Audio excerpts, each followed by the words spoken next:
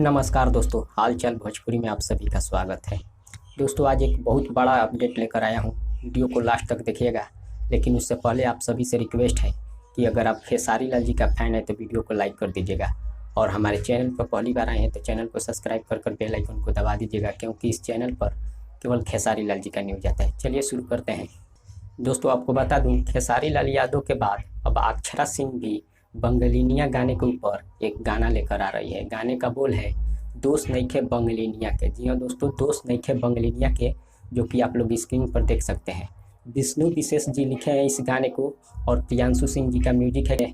अक्षरा सिंह इस गाने को गाई है और खेसारी लाल यादव का जो गाना आया था बंगलिनिया, वो 25 मिलियन व्यू क्रॉस कर गया है। फिलहाल जो अक्षरा सिंह जी का गाना है उसे अभी कमिंग सून में रखा गया है। इसका रिलीज डेट नहीं बताया गया है, लेकिन बहुत जल्द खेसारी लाल यादव के बाद अक्षरा जी का भी धमाका होने वाला है बंगलिनिया गाने के ऊपर। आप लोग कितना तैयार है कमेंट के जरिए हमें जरूर बताइए। तब तक मिलते हैं अगले वीडियो में। धन्यवाद।